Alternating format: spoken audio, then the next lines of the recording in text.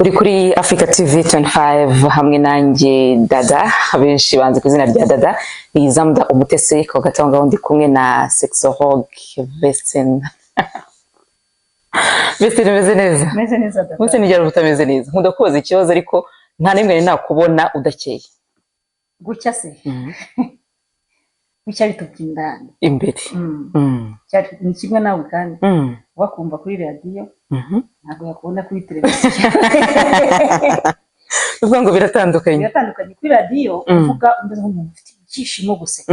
Ariko naha koko ntatarukano dinini rihari. Ariko no kuvuga ngo buriya ariko keza nukuri.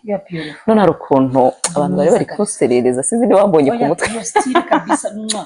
Urumva rero umugore muzima nukwiye guhora ahindura look yeah umugabo kazajya nyine umwereka amabara yose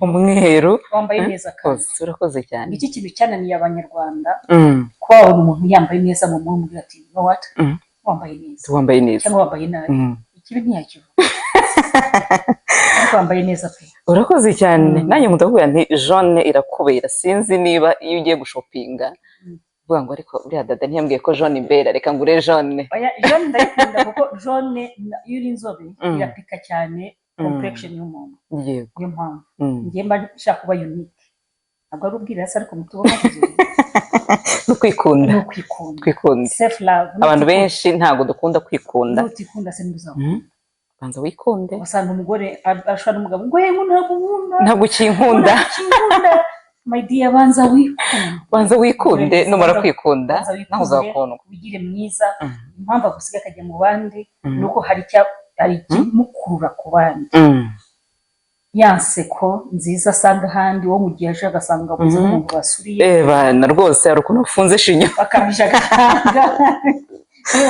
nta na rimwe mu buzima uragaragara nk'umugore wishimye ese ibyaguha ntabwo bikunyura nuko nta bushobozi ibindi afite shima ibyo ubonye unashakishe nawe ngaho se niba uzi ko utabasha kwigura iPhone ya miliyoni 2 wayitikiye urashaka umugabo yikugurira icyo utabasha kwiha kucyumva ko undi muntu yakiguha banza wikunde umenye ko icyo ushaka ugomba kukigira byanze kunze byakuvunye hanyuma ikindi kwikunda icya mbere ni kwigira mwiza ukamenya kuri mwiza wowe Dada uri Dada nta copy paste yayibaho nta nizabaho urabyumva so iyo ugenda mu muhanda na feeling ukagenda wibwira ngo ni mwiza neza nubwo umuntu atakubwira ngo uri mwiza ukabanza ukamenya kuri mwiza nabundi ngo uko ufite uruda ugeze hariya uteye kuntu abandi babikubwira warihebye nawe ukagenda ukiheba ukagenda mu muhanda umeze gutya ngo nshuti nta n'isi uzamara kwisi ubuzima ni bugufi Vestine uvuze kumera gutya uhita ukoze hasi unyibutse ibuye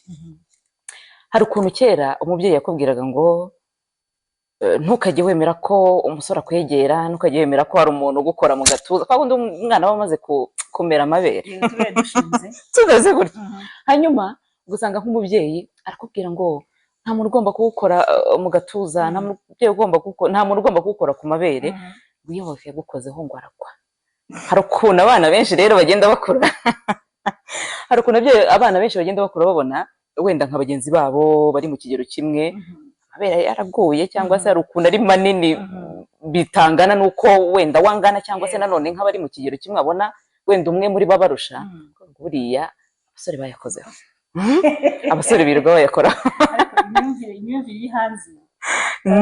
iri hanze iratandukanye reka twibutse abantu ko kugira ngo ibere rihagarare ni fats ni ibinure biba birimo ibyo rihagarika ariyo mpamvu wumva ngo bamwe mu bakobwa cyangwa se mu badamu bayahaze bamaze kugafatisha aragenda akajya i Burayi akavuga ati akaberekanye kabaye isogisi ashaka kugenda bagatugarika rirebe hari imbere rero bakagenda bagashyiramo fats bazivana ku yindi side y'umubiri wawe bakagenda bagapakiramo ibinure ngo ryongere rihagarare so wa undi rero wari ufite ibere rihagaze ukiri mutoya uko ugenda ukura bitewe n'imihindagurikire y'umubiri n'imibereho n'iki bya bintu bigenda bigabanuka cyane cyane nk'abonyeje ntabwo ari abonyeje gusa amabere agwa n'abakagaragwa wakwaye rero nuko fats zigenda ziyenga zikagabanukamo aribyo bishobora gutera amabere kugwa nawe undi kugwa kw'amabere no gukura kwayo biratandukanye gukura kw'amabere biterwa n'imisemburo estrogene yiyongera cyane cyane mu gihe cy'ubugimbi muri ya myaka ya adolescence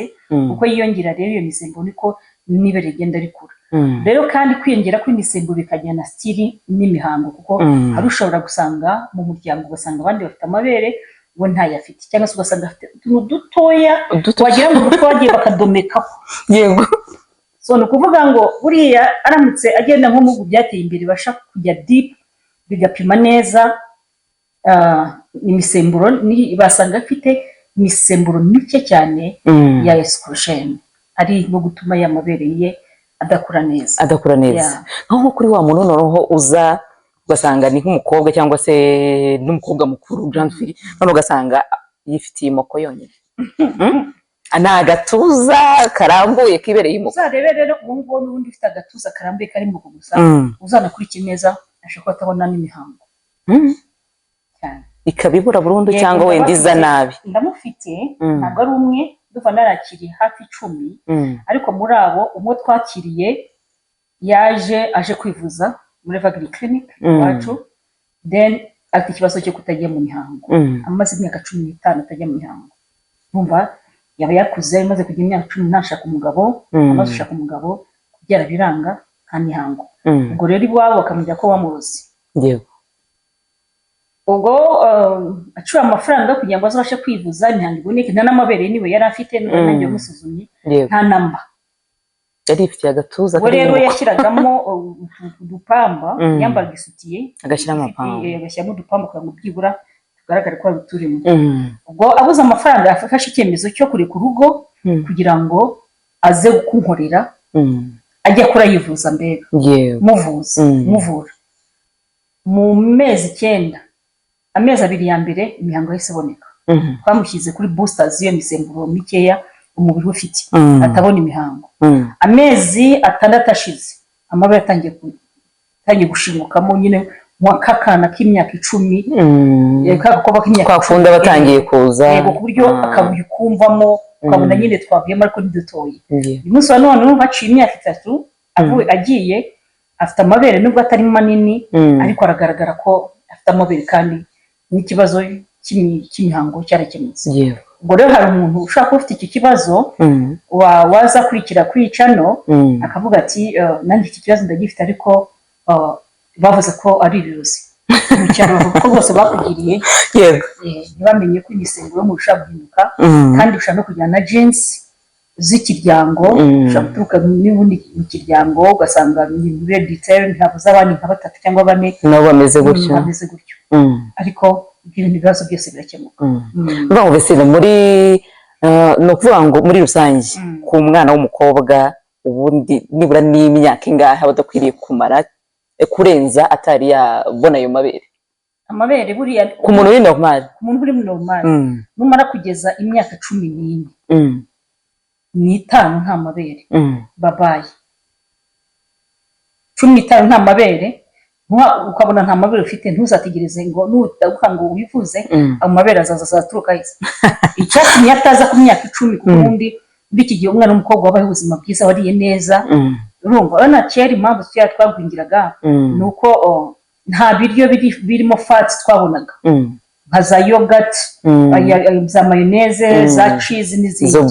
Yes. Ubwo rero niyo mpamvu twagwingiraga. Abana b'iki gihe atangira gupfundura amabere afite imyaka 9, 10 akabagiye mu mihango. Ubwo rero niba ari uraho ufite imyaka 15 ukaba utarabona amabere cyangwa se turajya no mu mihango, nudakuka ngo wivuze ukagendera ku by'iwanyu ngo barakuroze, bizarangira n'ubundi ugwingiye nyine. Hanyuma se kuri wa muntu wari wavuze ngo amabere kuba yaba manini cyangwa se kuba yagwa bijyana na fats, bijyana n'ibinure, yego, byo mu mubiri. Abantu benshi rero bazi ko cyangwa se batekereza ko iyo umuntu byibushye ari we nyine ufite ibinure cyangwa se ufite ibinure bikwiriye kuba byagusha ayo mabere. Sinko abantu bananditse bo kuba amabere agwa nuko nabwo ibyo binure biba ari byinshi. Ibinure biba birimo ntabwo ari ukuvuga ngo mu bwinshi bwabyo, nuko ari igihe kigera umubiri ugatakaza iki gice cyangwa kigatakaza izo fats, zikagabanuka mu ruhu rw'amabere, zikaba zagabanuka, ariko ntabwo bireba ngo nuko ubyibushye cyangwa se unanutse. Cyane cyane buriya ahubwo benshi bajya bavuga ko abantu babyibushye usanga nta mabere bafite cyane rwose. Nanjye ndi mu bantu bakuze bagifite amabere mato, ku buryo nyuma yo kubyara kugira ngo nzabashe kuvanamo ibere umunsi kohereza umwana byabaga ari intambara kwifashisha imisego kugira ngo nkavanemo ngatumburemo ndetse umwana yacu akiri muko nuko bimeze. noneho nko ku babyeyi bonsa nabo hari abatekereza ko umuntu agira amashereka ari uko agomba kuba afite amabere manini. Ni ukubeshya cyane, ahubwo abahanga bagaragaza ko ababyeyi bagira utubere duto turiya tugira amashereka menshi cyane ku buryo ushobora koza umwana kosa na papa we n'abakonga. Ariko sinikoze nese mu minsi ishize nibwo muri Tanzania bafatiye abagabo ibihano kubera ko abana bajyaga bahura n'igwingira bitewe nuko papa wabo babacuza amashereka. Bavuga ko cyeshe bundi umwana yabashije papa we yaramaze kugira imyaka 3. Yego. Ubwo bahise ahitamo kumuvana ku buriri bwabo bamushyira mu kaberso iruhande rwabo. Nuko umwana ubwo yitegesa papa we aramubwira ati ko papa ati kuki mwamvanye ku buriri bwanyu? Yego. Ndati nuko wari ukuze. Nari nkuze. Ndetse papa ari nge nawe ninde ukuze? Umugabo ati ningewe. Hanyuma se kuki kijyamana na mama? Kandi wowe ukuze. Ngo urabona arongera ati papa kuki mama yancukisha akamvana kwibere? Nuko ukuze urakuze ntabwo cyo umwana konka. Hanyuma se papa ari nge nawe ninde ukuze? Ndati of course ningewe. Hanyuma ko mubona buri joro uraruryoga. Nukuvuga ngo uwo mwana ku myaka 3 arukuna yagiraga gutya agatera akajisho bazi ngo yasinziriye. Ntabwo yasinziriye. Ariko se nk'uwo mwana wundi iri gute ushobora gucekinga ko yasinziriye? Ntabwo urabikira umwana ngo mucomeke ibere asinzire kugira ngo yasinzire, kumbi hari n'abasinzira ijisho rimwe. Ubwo arimo kugona hanyuma nutangiye kugira ikintu ukora barabadutse ati papa mama ibyo gushobora ntabirimo have